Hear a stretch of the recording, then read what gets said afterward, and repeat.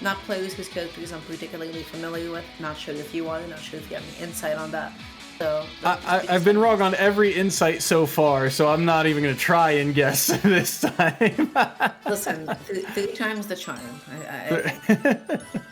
I mean, I'm trying to remember who I've seen on this roster. Darkkat sounds like a familiar name, like he's played the majority of the weeks that Niagara's been in. So again, it could be anyway. There's so many characters in this lineup. Maybe this is. I do vaguely remember Niagara having a Rob or a Robin. So it could be one of them. We're just kind of guessing. That's like why it's like a little bit difficult for us to like talk about like the significance of some of these stage strikes, because we really don't know what we're getting into until we actually get into it, and by then it's a little bit difficult to talk about the stage right then and there when we do have a game happening in front of us. Oh boy, Battlefield and PS2. I wonder. Yeah. Oh man, which one's it gonna be? Yeah. On top of that, what a surprise! What a shock! Back to PS2 we go. Yeehaw. Yeah, and yeah, we will have to see. Again, Niagara, very tall mountain to climb here. A 12-point lead for DePaul, so they would at least have to win the next two sets to give themselves a shot. And it all starts here with ADR versus Darkkat, and it sounds like we're getting into the match. So here we go, game one, and we have Pac-Man versus Dark Samus. So yeah, that's the Dark Samus. That's going to be Darkkat, and ADR is going to be the Pac-Man. So this isn't a matchup that you see quite often. Pac-Man doing what he does best, runs through the corner in the first 3 seconds of the game, and Charlie just bonus food. God bless. It never gets old. Absolutely. So the biggest thing is like both of these characters don't really want to be looking for the other to be able to have the time to set up. So it's going to be, so Darkkat accidentally whiffed the double jump and then sank a little bit too low. Of course, Florida is just going to have absurdly high amounts of end lag. So that's exactly what ADR needs to be able to start off this game. And right now, Pac-Man just doing what he does best, throwing out his kicks. Because man, he has some boxing gloves on, he can fight, he can scrap. He has really safe buttons that all follow up into one another. Nobody really complains about that enough. Ooh, that was ADR wanted a greedy forward smash there.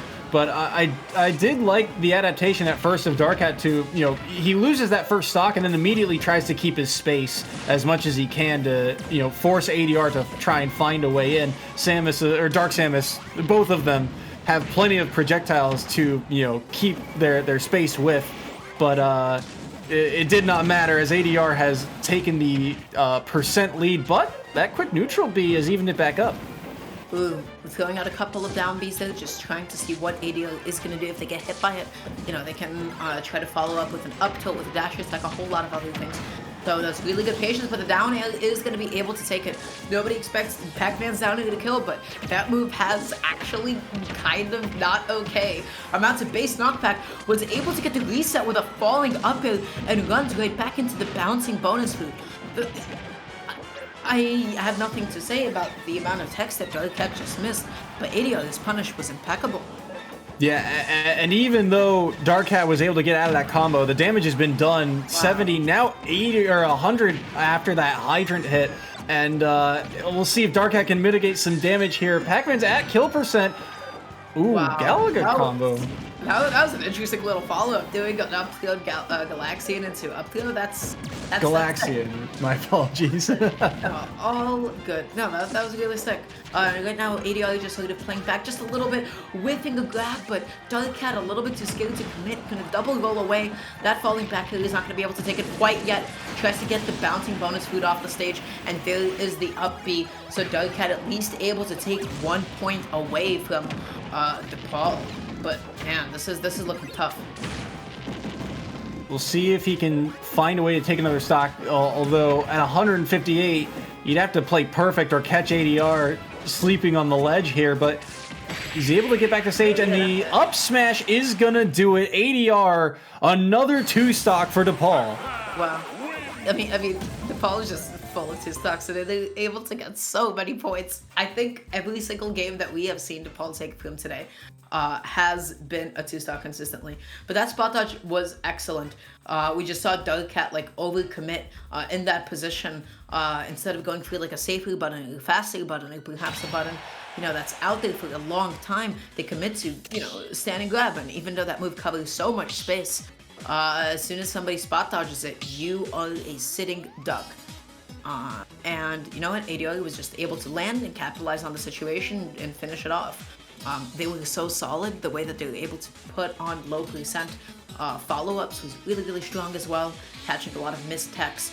So going into the next game, don't SD in the beginning, and also you got to be really cognizant not to miss those techs against Pac-Man. Yeah, and it did feel like the second Darkkat was able to make that space and push Pac-Man away to some degree. It felt like it evened back up a little bit. The percents were fairly even, and Pac-Man didn't have the easiest ways in. But again, ADR just his conversions. Every time he found an opening, it was just all of the percent, and immediately pushing Darkkat to the corner here. This is really interesting, the way that they're using that food to extend their forward strings. So instead of going for like another forward, when they can recognize that, hey, they're actually not in the space to be able to connect it. They just, throw it out there. They're able to cover a lot more space. If it hits the shield, maybe they could get a grab out of it. I think the play is really creative, going super deep out there. But Darkkat not drifting closer with down B, not going to be going for the tether either. Just going for up B immediately and falling to their death. And just like that, ADR with the stock lead, 87%. We'll see if Darkkat can close this out in the corner here, but ADR able to find a way back to center stage and has an opening. Missed the neutral B, and now things are looking dark for Darkkat. This is looking really difficult for them right now. They're not able to get a whole lot, always going for, the same kind of follow-up. They're a little bit outside of that percent window to be able to connect down throw into forward.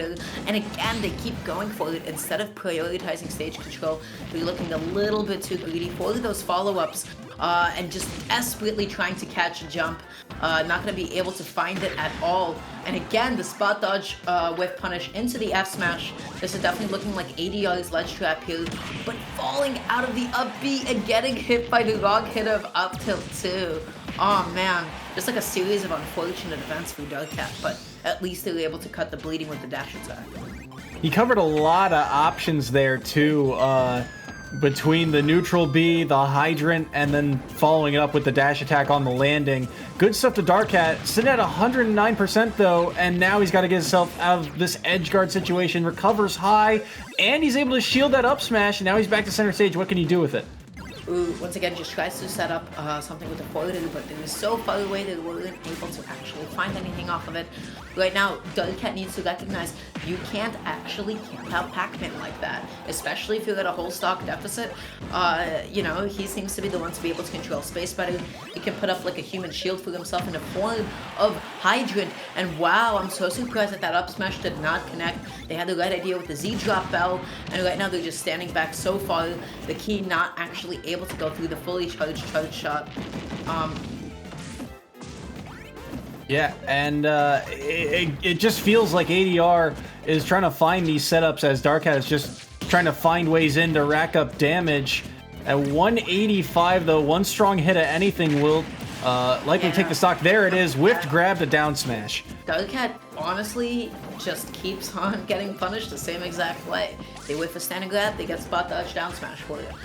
Usually that's like a big sign like, hey, you should be choosing to grab in different places. Maybe in that position, instead of going for a grab, you can go for like a little bit of a mix-up. Maybe try to jab, maybe you can back off. There's definitely like a lot of options to be had. And wow, that charge shot still connecting behind Sam is so bizarre. But wow. Oh, no! Not dead yet though. Well, I mean he is, but but they didn't get the satisfying finish. ADR had the right idea. That was so hot. That was hot. Okay, that was sick, man.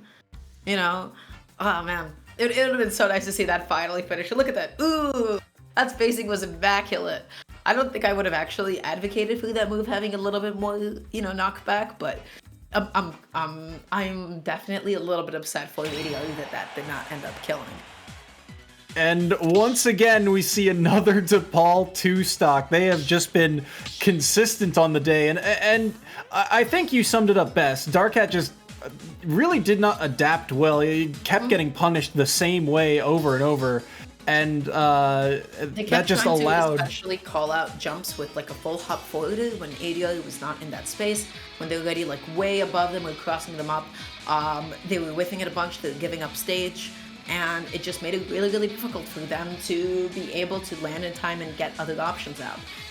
So like the best thing that Darkkat could do just moving forward is just being a little bit more cognizant of the way that they're catching these jumps, to be able to mix up their options and their buttons, because ADO just played evasively beautifully. You know, they didn't get hit by a single one of those jumping fails. They didn't get hit by a lot of those standing grabs.